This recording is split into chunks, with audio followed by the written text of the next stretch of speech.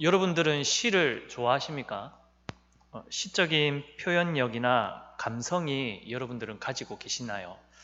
사실 저는 이것이 좀 부족합니다.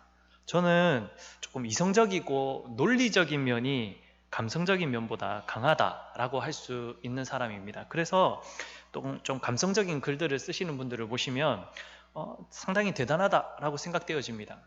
그런 분들은 자신이 느끼고 생각한 바를 어떻게 그렇게 심플하게 단어 하나하나를 잘 골라서 표현을 하시는지, 그래서 때로는 그런 분들이 부럽기도 한데요. 저희가 읽은 하나님의 말씀은 시편입니다. 이 시라는 문학적인 장르로 쓰여진 하나님의 말씀이기 때문에 이 말씀을 차분히 읽고 느낌으로 이 말씀을 이제 받아들이셔도 하나님께서 충분한 감동과 성령의 깨달음을 아마 주시는 그런 은혜로운 말씀이 바로 시편에 말씀드린 거죠. 하지만 오늘 저는 이 설교 시간에는 조금 시편에 대한 구조적이고 논리적인 것을 좀 살펴보면서 말씀의 깨달음을 좀 얻고자 합니다. 여러분, 저희가 읽은 시편 이 34편의 구조적인 특징은요, 이 시가 히브리어 알파벳 순서로 이루어져 있다라는 것입니다. 사실 우리가 이게 이제 한국어로 번역이 된 거기 때문에 그런 시적인 뉘앙스나 그렇게 알파벳 순서대로 지어졌다 전혀 알 길이 없죠. 이거는 신학생들이 공부하지 않는 한 알 길이 없는 부분입니다. 그래서 사실은 각 절의 첫 단어가 마치 우리 영어의 A, B, C 이렇게 시작하듯이 첫 단어가 다 쉽게 말하면 영어로 따지면 A로 시작하고 2절은 B로 시작하고 3절은 C로 시작하는 그런 시다라고 알아두시면, 조금 상식적으로 알아두시면 좋을 것 같습니다. 이러한 시편이 오늘 본문 34편 외에도 6편이 더 있거든요. 그런데 여러분 생각해 보십시오. 다윗이 왜 굳이 시를 마치 우리 시조를 짓듯이 이런 구조를 따라 쓰게 되었을까요? 사실은 그 뜻이 있지 않겠습니까? 왜냐하면 이렇게 A, B, C 알파벳 순으로 이렇게 히브리어 알파벳 순으로 쓴 이유는 이 말씀을 더 잘 기억하고 외우라는 뜻에서 그렇게 지어졌습니다. 여러분 1절 말씀을 보시면 다윗이 이렇게 고백하죠. 내가 여호와를 항상 송축하며 내 입술로 항상 주를 찬양하리이다. 여러분 다윗은요, 하나님을 항상 송축하기를 원했습니다. 항상 하나님께 찬양하기를 원했습니다. 왜냐하면 하나님이 그렇게 합당한 분이시기 때문이죠. 자신에게 다가온 하나님은 늘 자신에게 감사와 기쁨과 감격을 주신, 그래서 나의 찬양을 받으시기에 합당하신 분이셨기 때문에 늘 항상 이 감사한 마음을 잊지 않기 위해서 이렇게 시를 통하여 하나님을 찬양하게 된 것입니다. 그리고 11절도 보십시오. 너희 자녀들아 와서 내 말을 들으라. 내가 여호와를 경외하는 법을 너희에게 가르치리로다. 이렇게 다윗이 고백하죠. 여러분 지금 다윗은요, 본인 자신만 하나님의 그 영광스러움을, 하나님이 찬양받기에 합당하신 분이심을, 항상 경배받으시기에 합당하신 분이심을 기억하기 위해서 쓴 것이 아니라 이것을 통해서 믿음의 자녀들에게, 그 후손들에게 가르치기 위한 목적으로도 이 시편이 쓰여졌다라는 것입니다. 그런데 생각해 보십시오. 사실 힘써 가르쳐 지켜야 할 바를 이 자녀들이 기억하지 못한다면 무슨 소용이 있겠습니까? 그래서 당시에 생각해 보시면 많은 사람들이 성경책을 가질 수 없던 시절입니다. 인쇄술이 발달하지 않았던 시절이기 때문이죠. 그래서 사람들은 그 하나님에 관한 지식과 알을 후대에 전수하기 위해서 시를 통해 또 노래를 통해 외우게 했고, 하나님이 영광 받으시기에 합당하신 그 찬양을 그 시편에 담아 외우고 기억하고 부르게 한 것입니다. 그래서 다윗은 믿음의 후손들이 이 시편을 읊조릴 때마다 자연스럽게 하나님이 어떤 분이신지를 기억하도록 했고, 우리가 마치 매주 예배를 통하여 하나님을 찬양하며 경배하면서 하나님이 어떤 분이신지를 배우듯이 습관이 들도록, 익숙해지도록 이러한 목적을 가지고 시를 지었다라는 것입니다. 여러분, 그러면 오늘의 시편의 배경은 어떠합니까? 오늘 34편 머릿 기사를 보면 알 수 있습니다. 어떻게 되어 있냐면 다윗이 아비멜렉 앞에서 미친 체하다가 쫓겨나서 지은 시라고 말합니다. 여러분 사무엘상 21장에 이런 내용이 이제 나오거든요.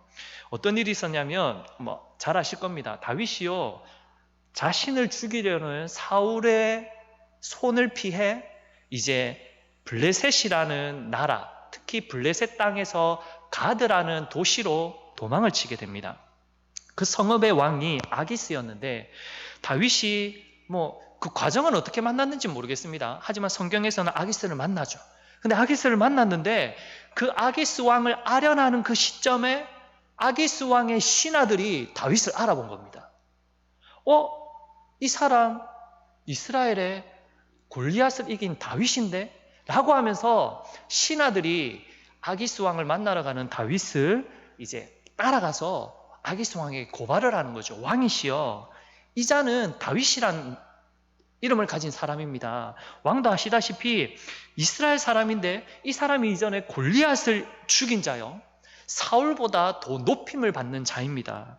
이 자는 우리나라에 들어오면 우리나라에 큰 위협이 될 만한 위험한 자입니다. 라면서 아기스 왕에게 고발을 하죠. 신하들이 이렇게 고발을 할 때 이 말을 들은 다윗은 즉시 미친 척을 했습니다. 왜냐하면 그렇게라도 하지 않으면 즉각적으로 가드 군인들에게 둘러싸여 감옥에 갇히거나 죽임을 당할 것이 불보듯 뻔했기 때문이죠. 그래서 다윗은 아기스 왕 보는 앞에서 침을 흘리고 그리고 눈길을 하늘로 보면서 그 손가락으로 문을 끄적끄적 끄으면서 마치 미친 채를 한 것입니다. 이 다윗이 미친 사람처럼 행동을 하자 아기스 왕이 봤을 때는 진짜 미친 사람처럼 보였던 모양입니다. 아기스 왕은 오히려 신하들에게 호통을 칩니다. 너희들은 어찌하여 저 미치광이가 내 앞에 올 때까지 막지 않고 서 있었느냐. 당장 저 썩을 놈을 밖으로 쫓아내라. 이렇게 하면서 다윗을 쫓아내려고 하죠. 신하는 어떻겠습니까? 이거 여전히 이 기회가 있을 때 잡아야 되는데 의심스러웠지만 왕의 명령이니까 어쩔 수 없이 왕의 명령을 따라 다윗을 그 성읍 밖으로 쫓아내 버렸습니다. 그런데 사랑하는 성도 여러분, 다윗이요 그렇게 가드 성읍에서 쫓겨나잖아요. 쫓겨났는데 쫓겨나자마자 왜 이 시편을 지은 것일까요? 여러분, 쫓겨난 일은 사실 나쁜 것이지 않습니까? 왜 하나님께 감사할 수 있었을까요? 여러분, 다윗의 상황을 여러분들 계속 주시하다 보면 사실 다윗의 지금 형편이 감사할 수 있는 형편이 아닙니다. 그런데도 다윗이 하나님을 찬양하고 있으니 사실 여러분 여기서 의문을 가지셔야 됩니다. 여러분, 지금 다윗은 사울에게 쫓겨났죠. 자기 집을 떠났습니다. 무엇을 포기했나요? 자기 집을 떠났으니 자신의 집을 버려야 했고 자신의 땅을 버려야 했고 자신의 가족들도 버려야 했고 자신의 모은 재산들도 다 버리고 도망치고 있는 상황입니다. 먹을 것도 없어서 간신히 제사장 아히멜렉에게 떡을 얻어먹고 지금 요 가드까지 도망쳐온 상황. 먹을 것도 없는 빈털터리 신세입니다. 그렇게 힘겨운 마음으로 떠돌다가 그 가드 땅에서 어떻게든 다시금 새로운 삶을 살아내고자 그 땅에서 시작하려고 왕을 찾았는데 또다시 쫓겨나는 신세가 되지 않은 것입니까?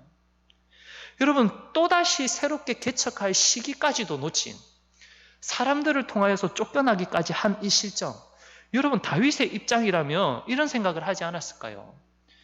내가 명색이 골리앗을 물리친 사람인데 이스라엘의 큰 명예를 높인 사람이고 큰 도움을 준 사람인데 얼마 전까지만 해도 왕궁에 마음껏 들락날락거리면서 그 왕의 식탁에서도 밥을 먹던 사람인데 내가 왜 지금 이런 쫓기는 인생을 살아야 되지? 내가 왜 억울한 인생을 살아야 되지?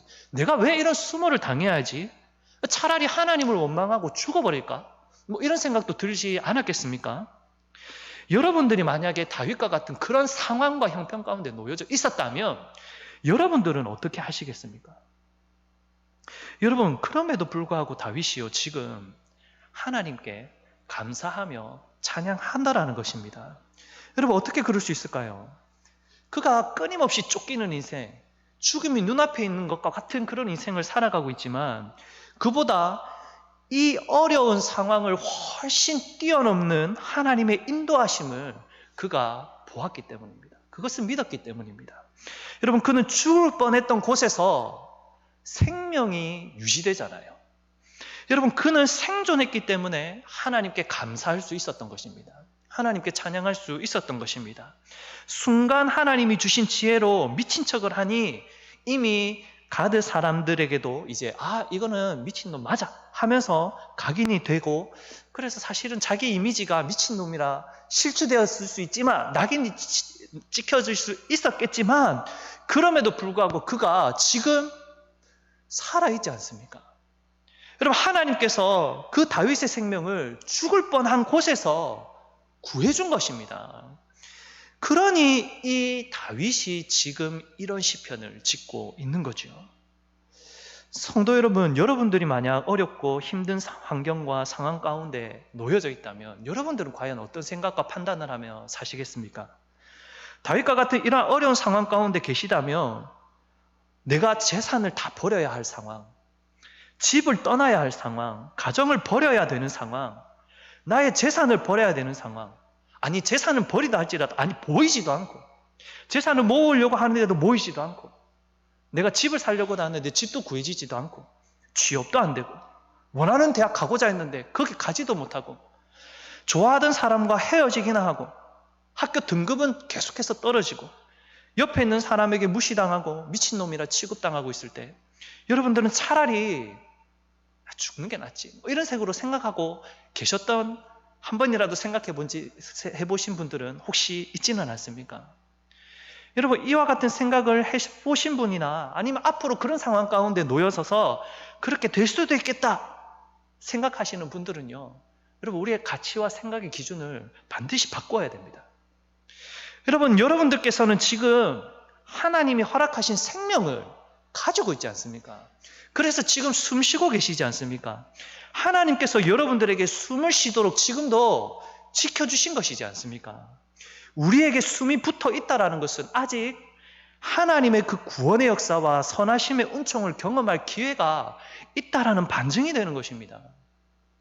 여러분, 하나님께서 당신을 통해 분명히 이루실 것이 있기 때문에 여러분들에게 지금 이 생명이 유지되도록 하신 것이죠. 여러분, 8절에서 9절 말씀에 너희는 여호와의 선하심을 맛보아알지어다. 그에게 피하는 자는 복이 있도다. 너희 성도들아, 여호와를 경외하라. 그를 경외하는 자에게는 부족함이 없도다. 이렇게 말씀하시지 않습니까? 이렇게 시편을 적었는데, 여러분, 다윗이 자신의 삶을 통해 이미 검증한 것을 이미 후손들에게, 그리고 여러분들에게 지금 외치고 있는 것입니다. 너희는 여호와의 선하심을 맛보아알지어다. 여호와를 경외하는 자에게는 부족함이 없도다. 여러분, 혹시나 지금 이 자리에 계신 우리 성도님들 중에 그냥 죽을까? 죽고 싶다 라는 그런 생각을 조금이라도 하는 분들이 계신다면, 여러분, 그 생각 자체가 하나님이 기뻐하시지 않는 생각이니 죽고자 하는 생각 자체를 포기하시길 바랍니다. 이 삶을 포기하고 낙담하고자 하는 그 마음 자체를 포기하시길 바랍니다. 지금 여러분들이 살아있다는 것은 여전히 하나님의 반전의 기회를 얻을 그 순간이 올 것이다 라는 것을 여러분들이 반드시 믿고 기억하실 수 있기를 바랍니다. 재산이 없으면 어떻습니까? 내게 주어진 땅이 없으면 어떻습니까? 좋은 대학 못 가면 어떻습니까? 사람다운 대접을 받지 못하면 또 어떻습니까? 그 상황들 때문에 여러분들의 생명을 등한히 여기지 마시고 포기하지 마십시오. 차라리 미쳤다라는 소리는 들을지언정 생존을 포기하지 마십시오. 오히려 여러분들에게 주신 그 생명, 하나님이 주신 그 생명에 감사하며 감격하며 하나님께 찬양하며 나아가 보십시오. 반드시 언제인지는 모르지만 하나님의 때에 여러분들은 놀라운 하나님의 은총을 반드시 경험하는 역사를 경험할 수 있게 될 것입니다. 하나님이 여러분들을 거저 내버려 두시지 않습니다. 여러분들이 상황 가운데 매여 있지 마십시오. 여러분들의 어려운 그 환경 가운데 갇혀 있지 마십시오. 그 상황 너머에서 놀라운 섭리로 우리를 인도하실 주님을 바라보며 이 한 해를 마무리하시고 내년 한 해도 기대할 수 있는 저와 여러분들이 다 되시기를 간절히 바랍니다. 저희는 방금 전에 너희 성도들아 여호와를 경외하라. 그를 경외하는 자에게는 부족함이 없도다 라는 말씀을 보았는데, 이어지는 11절에서 다윗은 여호와를 경외하는 법을 가르쳐 주겠다라고 말씀하고 있습니다. 성도 여러분, 하나님을 경외하는 법의 핵심이 무엇일까요? 오늘 본문 17절 말씀과 18절 말씀을 통해서 한번 그것을 이제 드러내고자 합니다. 17절과 18절 말씀입니다. 같이 한번 눈으로 보고 제가 한번 읽겠습니다. 의인이 부르짖음에 여호와께서 들으시고 그들의 모든 환난에서 건지셨도다. 여호와는 마음이 상한 자를 가까이 하시고 충심으로 통회하는 자를 구원하시는도다. 아멘. 여러분, 오늘 본문을 보시면 아시겠지만 한번 또 다시 한번 읽어보십시오. 여호와를 경외하는 자, 그는 곧 의인입니다.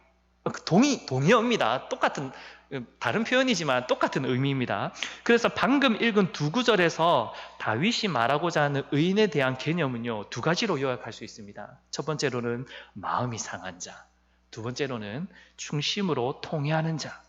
이 사람이 여호와를 경외하는 자입니다. 여러분, 마음이 상한 자, 내 상처받았어요. 당신 나한테 상처 줬어요. 이런 의미가 아닙니다. 정확한 표현은 마음이 깨진 자입니다. 여러분, 이 깨어진 마음으로 자신을 바라보니 나는 정말 아무것도 아닙니다. 그렇게 고백하는 자가 이런 자입니다. 여러분, 자존감이 낮아져서 이런 말을 하는 것이 아니라 낙담하여 마음에 상처를 입었다고 그렇게 말하는 것이 아니라 내가 정말 아무것도 아니더이다. 하나님 앞에 서니 나의 생각했던 것들, 내가 철학, 내가 사상, 나의 기준들, 나의 지식들, 나의 힘, 내가 가진 재물들, 내가 판단했던 모든 것들이 아무것도 아니더이다 라고 고백하는 것이 마음이 상한 자입니다. 여러분, 세상에서 얻은 지식과 기준, 판단력들, 그러한 것들을 다 무가치한 것으로 여기고 그 기준을 깨뜨리고 전적으로 하나님의 기준과 판단을 따르려고 자신의 마음을 완전히 깨부순 자, 그 마음이 이 성경에서 말하는 마음이 상한 자입니다. 그러니 이런 마음을 가진 자는 자연스럽게 어떤 자가 되겠습니까? 자연스러운 비결인데요, 하나님 앞에 통회하는 자가 되는 것입니다. 사실 마음이 상한 자가 하나님 앞에 간절히 부르짖는 것이죠. 여러분, 하나님을 간절히 의지하는 것이죠. 자신의 의가 살아있는데, 자신의 뜻이 살아있는데 그 누가 하나님을 전적으로 신뢰하고 의지하고 간절히 통회하는 심정으로 하나님께 부르짖겠습니까? 자신의 마음이 상해야 합니다. 자신의 마음이 깨어져야 합니다. 내가 낮고 낮은 자리에 있고 하나님만이 영광스러운 높임을 받는 자리에, 그 현장에 있어야만 내가 통회하는 심령으로 하나님을 찾는 자가 되는 것이죠. 여러분, 예수님께서 이런 말씀을 하셨잖아요. 첫 번째 산상수훈에서 마태복음 5장 3절부터 12절까지의 말씀을 여러분 기억하실 겁니다. 심령이 가난한 자는 복이 있나니, 애통하는 자는 복이 있나니, 온유한 자가 복이 있나니, 의에 줄이고 목마른 자가 복이. 아니, 사실 우리 생각으로 따지면 이 사람들이 무슨 복이 있겠습니까? 그런데 예수님이 이러한 사람들이 복이 있다 말하고 있지 않습니까? 그러면서 12절의 말씀에서는 나로 말미암아 너희를 욕하고 박해하고 거짓으로 너희를 거슬러 모든 악한 말을 할 때에는 너희에게 복이 있나니. 조롱도 받고 악한 말도 듣고 비방하는 말들을 듣고 있는데 왜 복이 있다라는 말씀입니까? 근데 그때 예수님은 복이 있나니 기뻐하고 즐거워하라. 하늘에서 너희의 상이 큼이라. 이렇게 말씀하십니다. 여러분, 예수님의 이 가르치심이 바로 마음이 상한 자, 통회하는 자에게 주실 하나님의 위로와 상급들에 대해서 말씀하신 내용입니다. 분명한 것은 이들에게는 세상에서는 박해가 있고 고난이 분명히 있을 거라 그렇게 말씀하셨다라는 것이죠. 여러분, 오늘 시편 34편 19절 말씀을 보십시오. 의인은 고난이 많으나. 분명히 자신이 다윗이 경험해보고도 지은 시입니다. 의인은 고난이 많으나. 하나님을 경외하는 자 의인들에게는 고난이 많을 것을 얘기하지 않습니까? 그런데 거기서 끝입니까? 고난 받는 것으로 의인이 끝이 납니까? 아니요. 의인은 고난을 받으나 여호와께서 그의 모든 고난에서 건지시는도다. 아멘. 사랑하는 성도 여러분, 현재 나의 모습은 어떠하십니까? 여러분 상하고 깨어진 마음이십니까? 아니면 내 마음이 너무나 견고해서 깨어지지 않는 다이아몬드 같은 그런 강팍한 마음으로 여전히 살아가고 계십니까?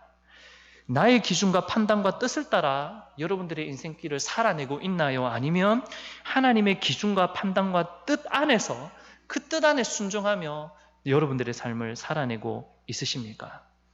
여러분들은 나를 버릴 때, 나를 주장하지 않을 때, 나는 아무것도 아니라며 자복하는 심령으로 하나님 앞에 엎드릴 때, 나 스스로 어찌할 바를 몰라 통회하는 마음으로 하나님께 간구하며 하나님을 간절히 의지할 때, 그리고 무엇보다 박해와 고난과 수많은 역경의 상황 속에서도 끝까지 하나님을 붙들고 의지하며 그 소망의 끈을 놓지 않을 때 하나님께서는 우리의 삶 가운데 반드시 놀라운 역사를 이루십니다. 어떠한 상황 속에서도 주님께 상한 심령으로 통회하며 나아가 하나님의 구원의 때를 인내하며 기다릴 수 있는 저와 여러분들이 다 되실 수 있기를 바랍니다. 여호와를 경외하는 법을 요약하자면 첫 번째로는 나의 마음을 버리고 깨부셔야 합니다. 그리고 두 번째로는 역경 속에서도 하나님을 의지하고 계속해서 그분을 붙들고 찬양하는 삶을 사는 것. 다윗이 미친 채하여 자신의 생존을 확인했을 때 자신의 상황은 변하지 않았지만, 자신의 가난하고 불쌍하고 쫓겨나는 인생은 변하지 않았지만, 하나님께서 지금 나에게 주신 그 생존과 생명력을 하나님 앞에 감사함으로 찬양했듯이 우리 모두도 이러한 마음과 이러한 자세로 하나님을 경외하며 살아가는 모든 성도님들이 다 되시기를 주님의 이름으로 간절히 소망합니다.